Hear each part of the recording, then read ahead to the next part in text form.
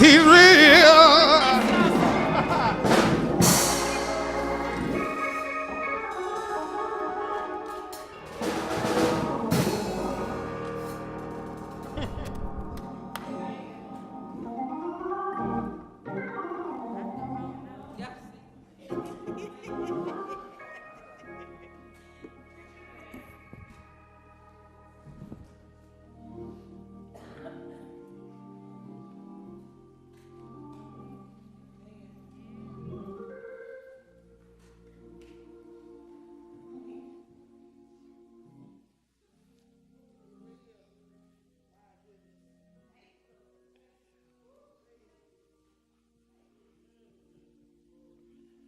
Everybody has a day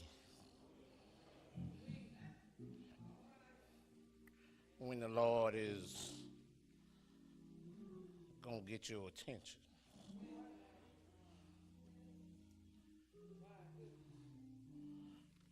Uncle Jesse used to say, oh, you may run,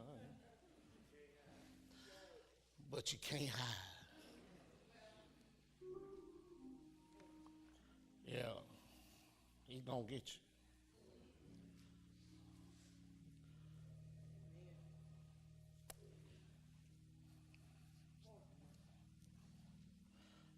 Something's happening.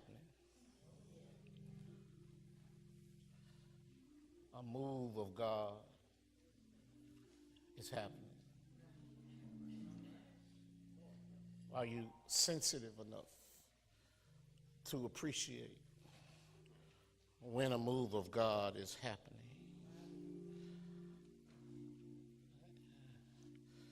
God will make his own interlude.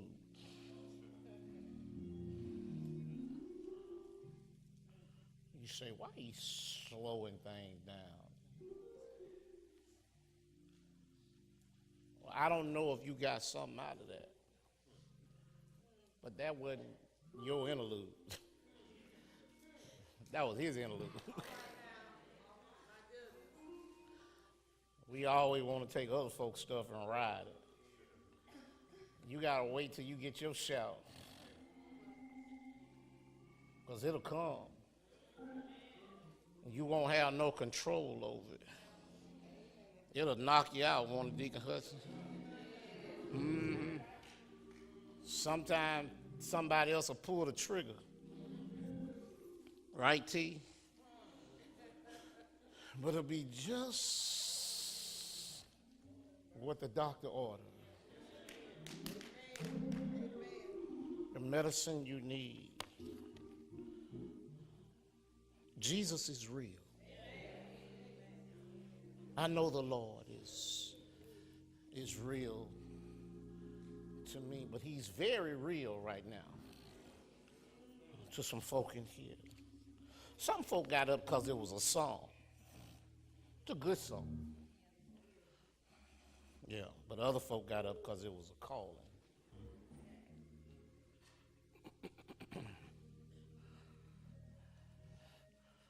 How many of you know that God hasn't moved? He hasn't gone anywhere. He hasn't changed. If there's a difference in the relationship, check yourself. Because God is still God. He still has the same level of expectation. And he still wants you to be his. He's real.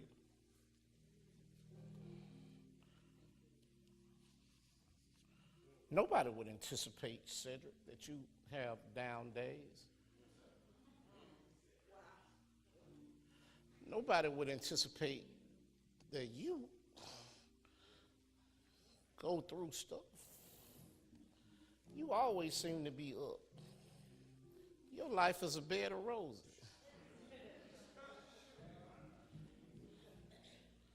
Well, you say sometimes when I'm feeling down, no one's around. I wonder who they would see if they did a time-lapse photo of folks sitting around Railroad Park. How many folks sit up in the cars by themselves trying to figure it out? You'd be surprised how many deacons and pastors take their lunches there. There's some solace there, away from the hordes and maddening rush. I hear you, brother.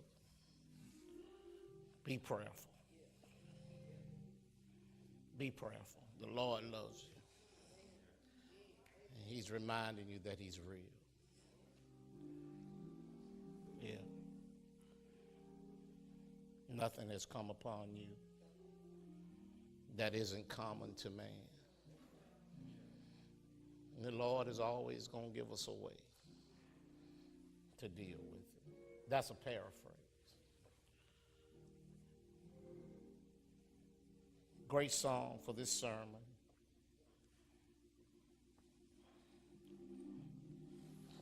Because I think that there are some other people around here who have entered into 2018 with some questions on where God is, because he doesn't appear to be showing up in their lives like they want him to. They're questioning. Some may even be questioning whether or not he is real. You're not the first, and I dare say you won't be the last. The psalmist talked about him.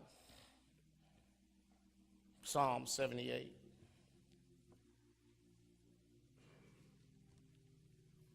I want to read some of it for you and see if we can help somebody today.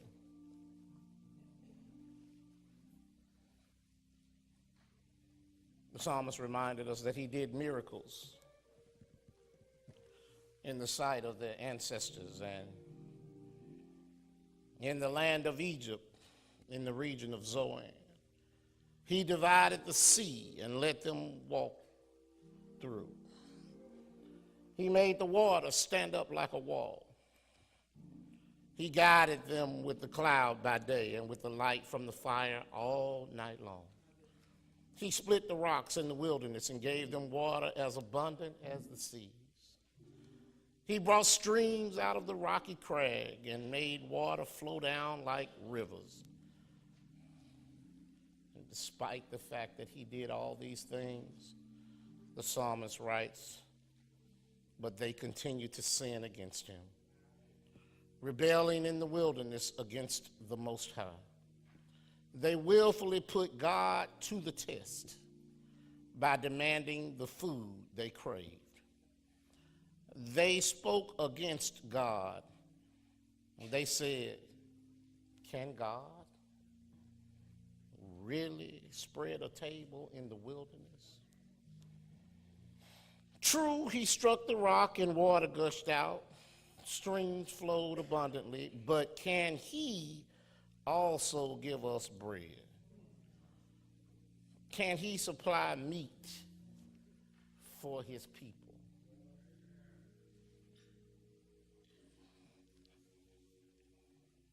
Today I want to just ask you this question. Can God? Can God?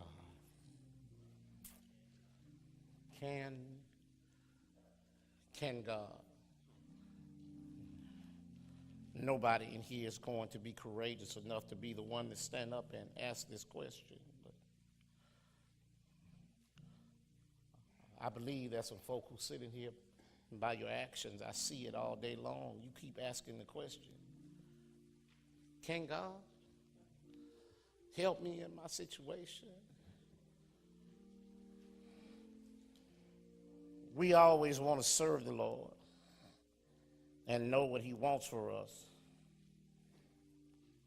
But sometimes when he tells us what he wants us to do, we push back at doing the things he wants for us. Same problem that Israel had we have today. They were called out of slavery like us, and they were told to follow the Lord by faith. But they constantly seemed to doubt his power. They experienced his promises and his presence all along their travels. But despite all that they experienced with the Lord, if you look back over the history of Israel, it seems to be able to be summarized by two words: can God?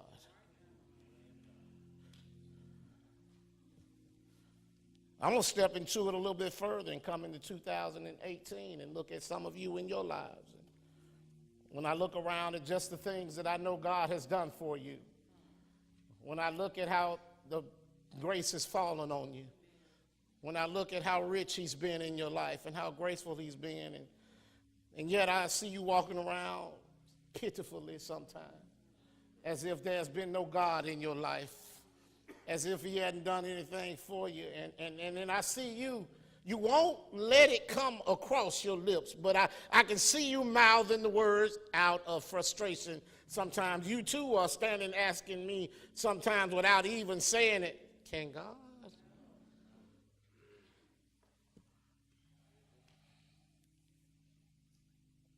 I came to tell you today, there is a difference in how you frame a question. Oh yeah, there's a difference. There's a difference in how you frame a question. If you have the nerve to even utter the question, can he? What you really mean in your lack of maturity is, will he? That's what you're really asking. Not can he. Because if you know God the way I know God, you shouldn't even let the thought frame in your mind, can he? Right now, Andre Meadows and his family are sitting in a place of despair. This Thursday, when we funeralize his mother from this place, they're feeling as if the world is on top of them right now. Many of us have been in that place. And honestly, Andre, we asked when Mama was sick, can God fix this? Can he make Mama better? I came to tell you today, brother, that was the wrong question to ask. Because the answer is yes.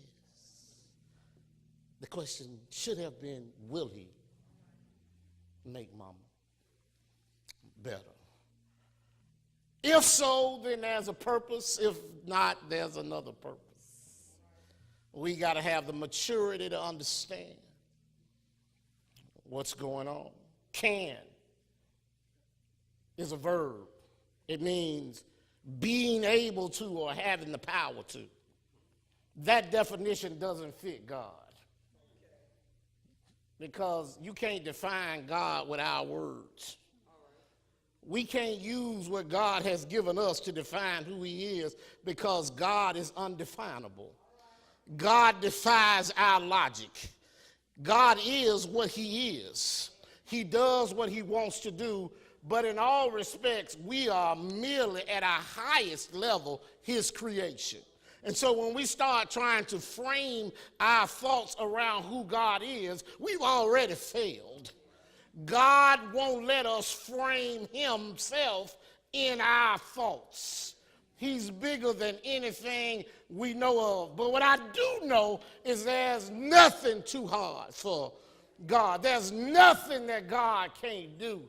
And so when we reach this place and we start having problems with this world, the question is improbable, but it does reach us, and we say, can God? Well, in order to answer that question, because you need an answer.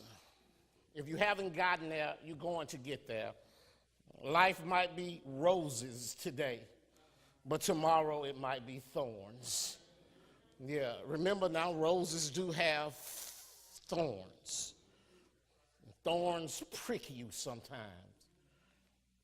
You want to know why could these people, the Israelites of all people, get to this place and ask this question, can God? Of all the people on earth, you would think that the people that God had chosen for himself, the people that God had taken out of slavery, the people that God had told Pharaoh, let my folk go, the people that God had allowed to see miracle after miracle after miracle, the people that God had allowed to walk through the Red Sea on dry land, the people that God had fed himself every day, that he led out with a pillow and a cloud of fire. You would think that these people, of all the people, would be confident in their relationship with the Lord. And yet they find themselves, after having wandered around in the desert for so long, asking the same question, can God? How many rocks do I need to make water come out of before you have the answer to can God? You see, the problem with these folk is that they were faithless. Oh yeah, they were faithless. Yeah, here was a people who had been called by God's name, should have trusted the Lord without reservation, and yet they seemed oblivious to his power. But not only were they faithless, they were also forgetful. Yeah, and I find that sometimes that plagues us as well, 45th Street, that we get to forgetting how good God has been to us. We get a little bit down the road, and suddenly we don't remember how good God has been to us. You know why? Because in order to remember how good he has been to us, we got to remember how awful we were. And we don't want to go back to that place to remind us of how black our heart was, how dark our thoughts were, how awful we were as an employee, and he still let us keep the job. We don't want to remember those things. We get forgetful. Yeah, they seem unable to remember all these great miracles. How many times do you have to walk through the Red Sea? Seems like that'll be an indelible memory in your mind. Yeah, we too have come over a way that with tears has been watered. How many times does God have to bless us? You don't have to come and peek into my life. You can just stay there in your own lane and look at how good God has been to you. Now, I see some of y'all, I ain't been here but a little while, but I see some of y'all doing much better than you were when I got here. You're riding different. You're riding new.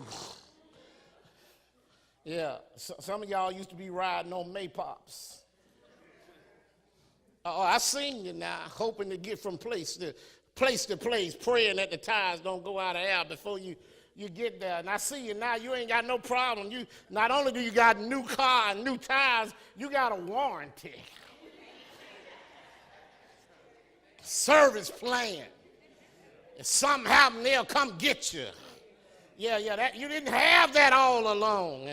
Yeah, some of y'all started out, I seen you were hoping to graduate from high school, and now you're walking around with a new degree. I seen you now. How dare you get to this place in your life and act like you don't remember how good God has been to you? How dare you act like you've been eating at the Cheesecake Factory all your life? How dare you forget potted meat and crackers? How dare you forget how far God has brought you? You stand here and buck your eyes at me and say, can God? I came to tell you he already has. He already has. Yeah, the problem is you just forgetful. Yeah, you act like nobody else was there when you were going through what you were going through. But I was peeking in on your problems. And because I was peeking in on your problems, I can stand back now and laud your prosperity. I'm happy for you. But don't act like you ain't been there before now, because I might have to just call you out. Yeah, you telling this next generation that God ain't done nothing for us. Oh, now that's just a bold-faced lie. Oh, God's been good to us. Don't get forgetful on me. Yeah, and if you still keep on trying to do like I seen the Israelites do, they were faithless and forgetful.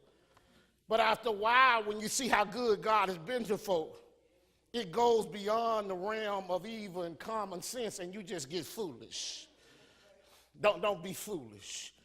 No. By asking, can God, these same folk who had reaped all the blessings that God had poured down on them, reached a point of dangerousness when you start questioning God.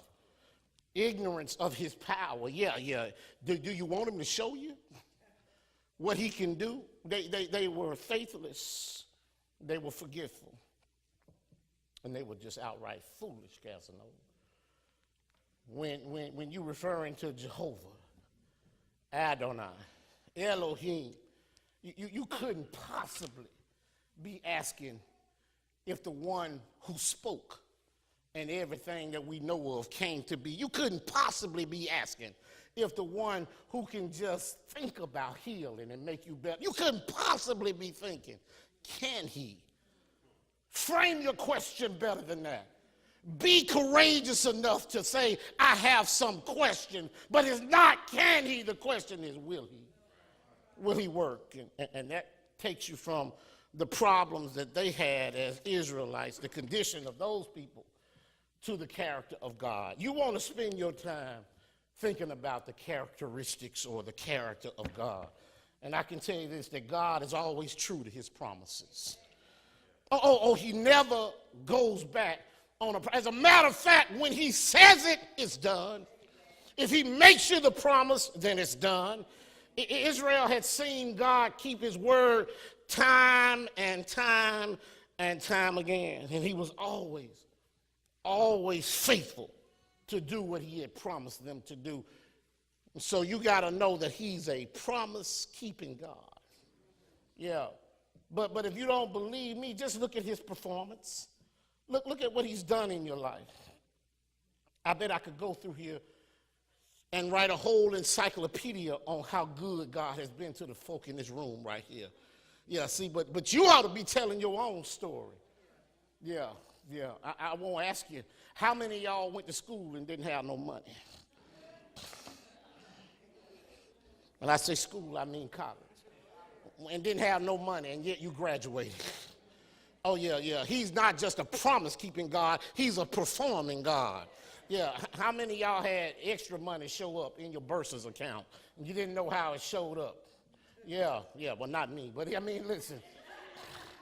But I had just enough to take care of everything that needed to be taken care of. And then, guess what? I was so ruthless that I wasted what he did give me.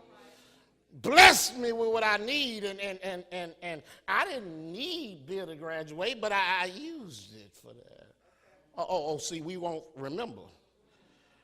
Yeah, what we do with his blessings now. Yeah, we won't remember how we wasted them student loans. Some of y'all still paying for student loans that you bought clothes with.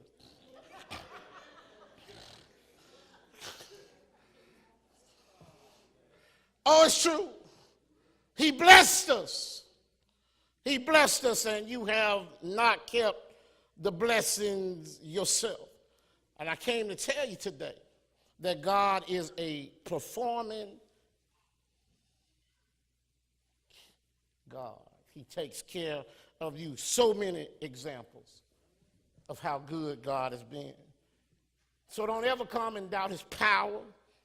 Throughout history, God has shown us not only that he keeps his promises, but that his performances will prove true to his word. And throughout history, God has proven stronger than every obstacle they had ever gone through.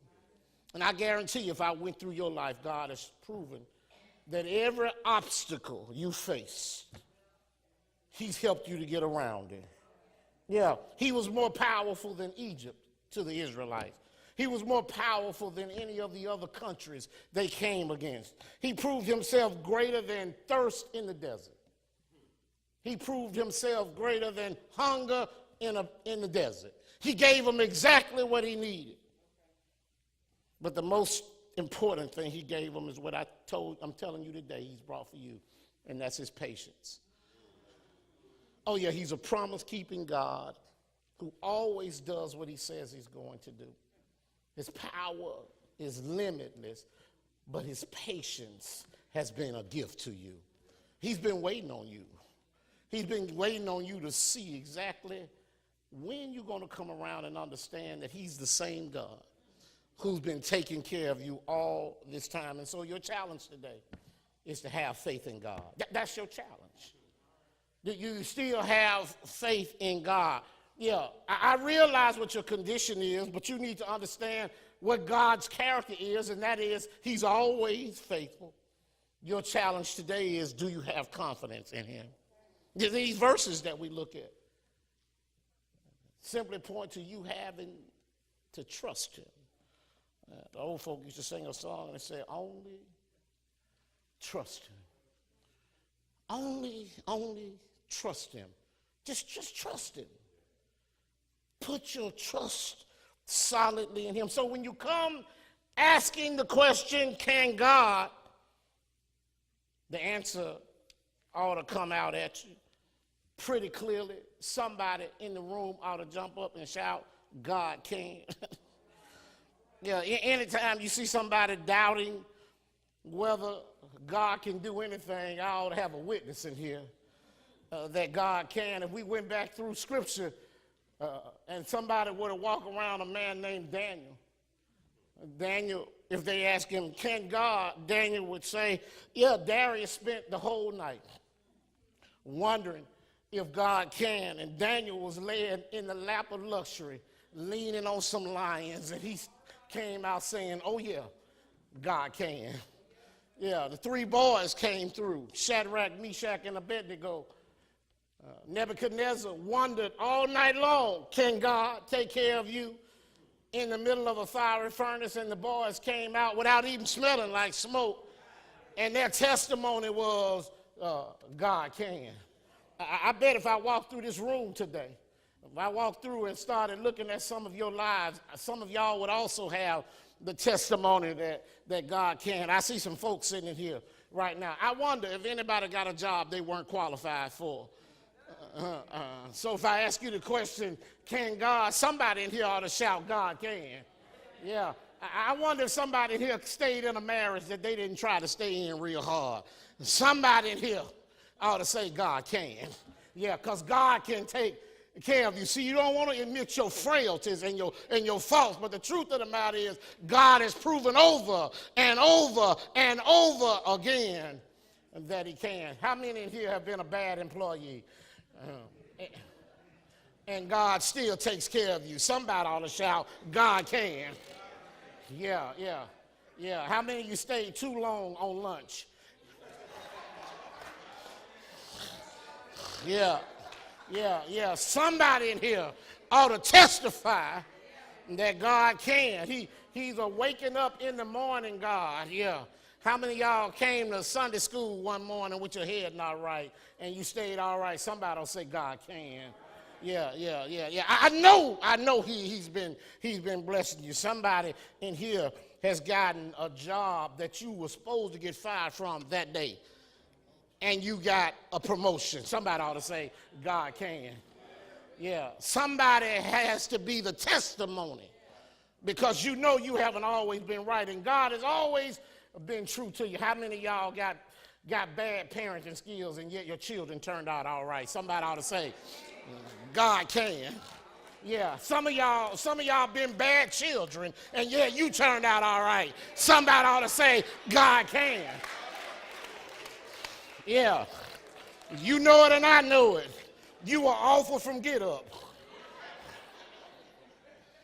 Yeah, and yet God blessed you. Kept you out of stuff you prayed to get into. And yet God has been good to you, and you act like you don't know that he can. Yeah, some of y'all went somewhere, everybody told you not to. You shouldn't have got back from that place, and yet here you sit right now, all sanctified and sanctimonious. Somebody ought to say, God can. Yeah. How many of you married him even though mama told you not to? He turned out to be just what mama thought he was. And yet you made it out all right. Somebody need to say, God can. Yeah, yeah. How many of y'all was the other one? No, don't get new on me. Don't get new on me. Yeah. And then you found your own. Somebody ought to say God can. Yeah. Yeah. Oh, he can. Oh, he can. Yeah, y'all done, yeah. Yeah.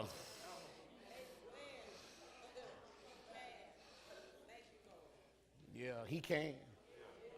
He can. He can keep you. He can bless you. He can take good care of you. Not only that, he has. He has. Yeah, you ought to be a testimony enforcing person and say, God's been good to me. God's been keeping me in spite of myself. Yeah, sometimes y'all fussing about stuff you getting and you deserve what you're getting.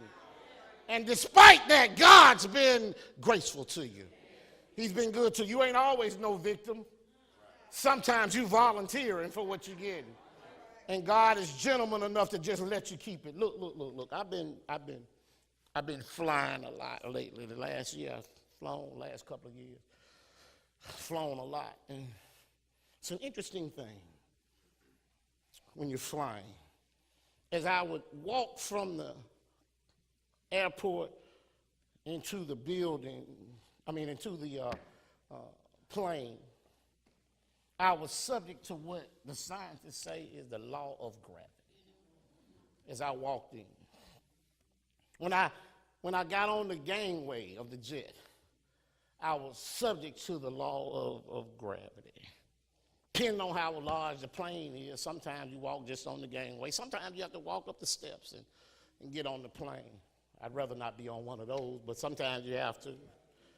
But whatever the case, you're still subject to the law of gravity. When I got on the plane and I sat down in my seat and relaxed, when everything was ready, I was still subject to the law of gravity. After a while, plane started moving and moved down the taxiway, and before long it had reached a speed that was about 150 miles an hour. And as it left the earth and pulled into the sky, I was no longer just subject to the law of gravity, but a new law had taken place. A new law had taken place called the law of aerodynamics. And it's interesting. I wouldn't be able to tell you about the law of aerodynamics. I could probably ask some friend, maybe Al1 could tell us about the law of aerodynamics or something, or some other folk here who could tell you, some engineer. I can't tell you about the law of aerodynamics, but that's okay, because I didn't need to understand the laws of aerodynamics because I was committed to the plane. And as long as I was committed to the plane, the laws of aerodynamics didn't bother me. Let me see if I can make this plain to you. See, I can't begin to tell you all the theology that goes into God doing what he did. But all I did was commit myself to Jesus. That's all. And because I committed myself to him, whatever goes along with him, I'm all right with. Just like the plane. When it went fast, I went fast. When it went up, I went up. I can't tell you how or why it happened. I was just committed to the plane.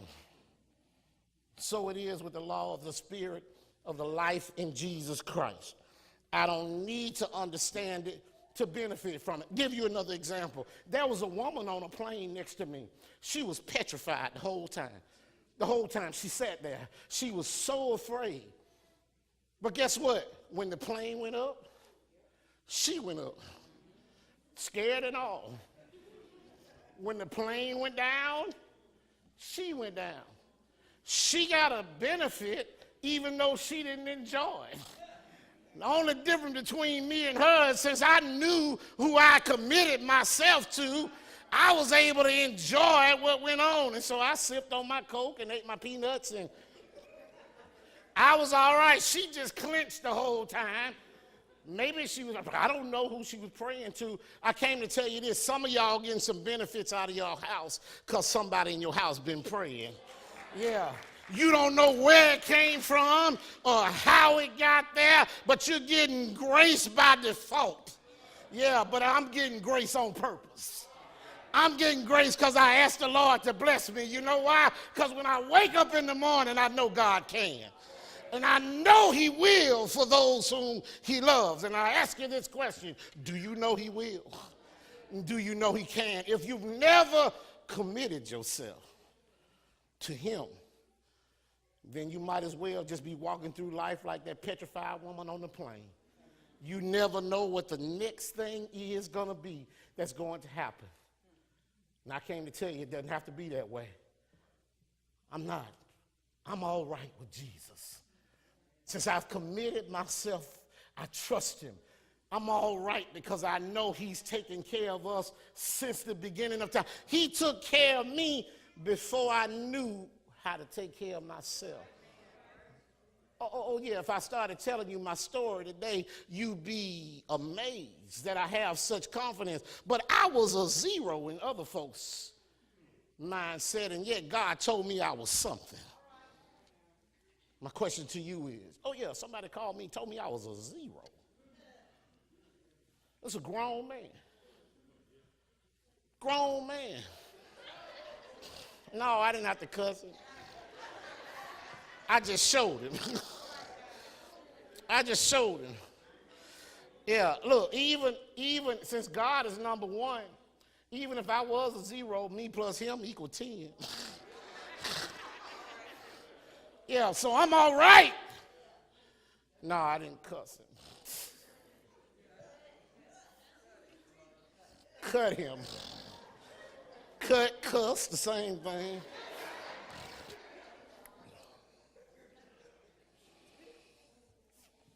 There are a whole lot of folk in here who can testify that God can. A whole lot of folk in here have testified that God has been good in their lives. The simple question for me today to you, and I'm going to my seat, is have you committed yourself to him? Do you know that he's in control of your life? Has the law of the Spirit taken over in your life? I'm so glad today that my good friend in Montreal has allowed the law of the Spirit to take over in his life. Oh, that's what he did today.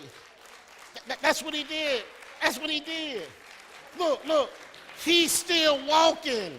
He's still talking. He's still doing all the things, but he's allowed the law of the Spirit. He's committed himself to the Lord. Whatever happens, the Lord can take care of you. My question to you today is, have you made that commitment? Yeah, while our leaders come today, I'm inviting you to make the same acknowledgement. Don't walk out of here asking the question that the Israelites asked, can God? Walk out of here with the testimony, knowing that God can. Not only that he can, he has and he will. And so I'm inclined to open the doors of the church to you. I know there's somebody here who came here with their mind set on making firm their relationship with the Lord. Don't leave today without making that connection, that public acknowledgement that you know that the Lord is blessing you and guiding you, and you want to be a part of this fellowship. If you've never been baptized before, we'll baptize you.